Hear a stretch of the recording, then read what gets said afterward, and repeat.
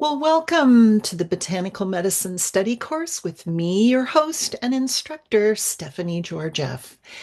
As spring is blooming forth in the Northern Hemisphere, gardens are either in the planting stages or actually beginning to grow. And as these gardens take shape, we're also noticing that lots of volunteers are also springing up, much to the chagrin of both professional and hobby gardeners. Now, many plants considered as noxious weeds are actually quite healing and have been in use for centuries for botanical medicine. Just because a plant was not in your plan doesn't mean that it can't be a wonderful asset to both your garden and your health. So, for this week's Herb of the Week, we will be exploring the delightful chickweed. Now, I don't know how we got chickweed from this botanical Latin binomial because Stellaria media is basically means stuff of the stars. But I guess chicks deserve such wonderful recognition. But, anyways, chickweed is an annual flowering plant in the family of Caryophyllaceae, which is the carnation family. And it's native to Eurasia and has been naturalized throughout the world, where it is a weed of waste ground, farmland, and gardeners. And now that's pretty harsh. And when we get finished, you're going to be a champion of chickweed. But sometimes chickweed is also grown as a salad crop or for poultry consumption. It's very good for our chickens. And I can tell you, when you eat eggs coming from chickens that eat things like chickweed along with bugs, the yolks are incredible. So I can see why you would want to give this to chickens. And maybe that's why it's called chickweed, because chickens like to eat it. Now, chickweed is a hardy annual plant which flowers throughout the year in Northern Europe. But it does prefer mild weather. It grows low to the ground, and as you can see in this slide, it has a hairy stem, and it produces these beautiful star-shaped white flowers. And for those of you living in North America, it grows in all 50 states in the United States of America, and I would bet it grows throughout Canada and Mexico as well. Now, for the medicinal actions, it's what we call a demulcent, which I always like to call hand cream for epithelial tissues.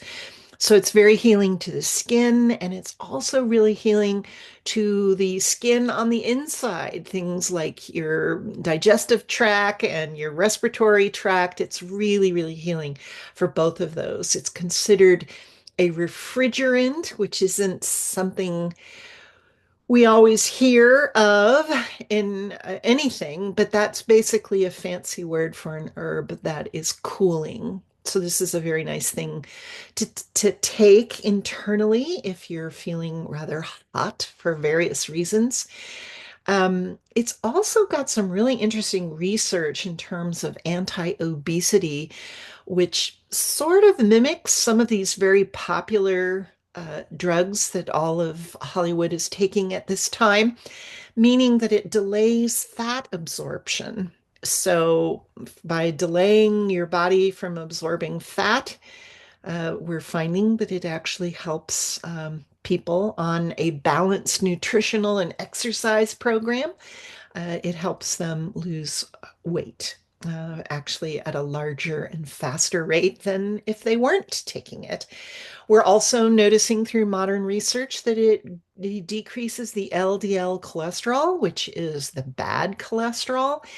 And part of that demulcent activity for your internal organs, it's really good for getting mucus out of your lungs. So the fancy word for that is an expectorant. Now, the other things it's really good for, it's a topical anti-inflammatory. So if there's any kind of swellings on your skin, you can make a poultice of this and it will stop the swellings. And the fancy word for all of those properties, demulcent, refrigerant, and anti-inflammatories, it's a great vulnerary, which means it's really good for minor cuts, scrapes, and things like that. And that's why chickweed is usually put in a lot of topical salves and liniments. And there's also some really interesting studies on hepatitis. Chickweed is actually used in traditional Chinese medicine, but I could not find the word for it. But I think the Chinese probably use it more as nutritional therapy. But some of the initial rat studies are quite promising. Now, there are all kinds of constituents in there. What we have found is that there are 50 bioactive metabolites in the lowly chickweed. So when you get a little frustrated that this is a volunteer in your garden, wow, it's full of all kinds of things. And most of the bioactive substances in chickweed are basically what we call phenolic compounds and saponins. Now, saponins, which you have a little diagram in front of you, are chemical compounds. They're typical what we call glycosides, and they're found in plants and sometimes in some marine animals. And the reason why they're called saponins is similar to like soap. They are known for their ability to interact with cell membranes, particularly cholesterol, and leading to all sorts of interesting physiological effects.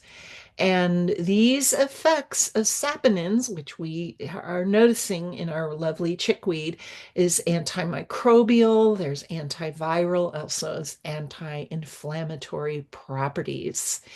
Now, there's also tannins inside the chickweed, and tannins are astringent, and that's why it's really good for the skin. But the saponins really help with that demulcent quality that is so much wanted in chickweed. Now, chickweed is another one of these wonderful gifts of nature that is not only healing medicinally, but it's super nutritious. And that's why you should eat this. It's really high in chlorophyll and all sorts of wonderful, polyphenols and proanthocyanins, all kinds of stuff that's just good for anything you can possibly imagine, particularly the cardiovascular system, and just good all around healthy thing to eat. And in these wonderful communities, they're called foraging communities, which are basically people that just kind of go out into the forest and pick things to eat.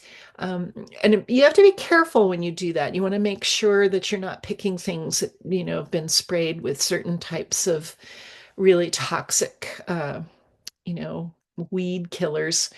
But if you can find fresh that hasn't been doused with some sort of petroleum products, these are really good in things like salads, stir fries. They're very good in soups and stews. And there's lots of recipes for things like pestos.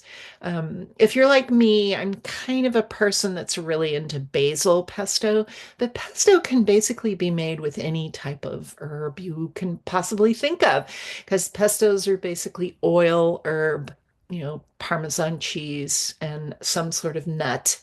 And usually the nuts in pestos are either pine nuts or walnuts or pumpkin seeds.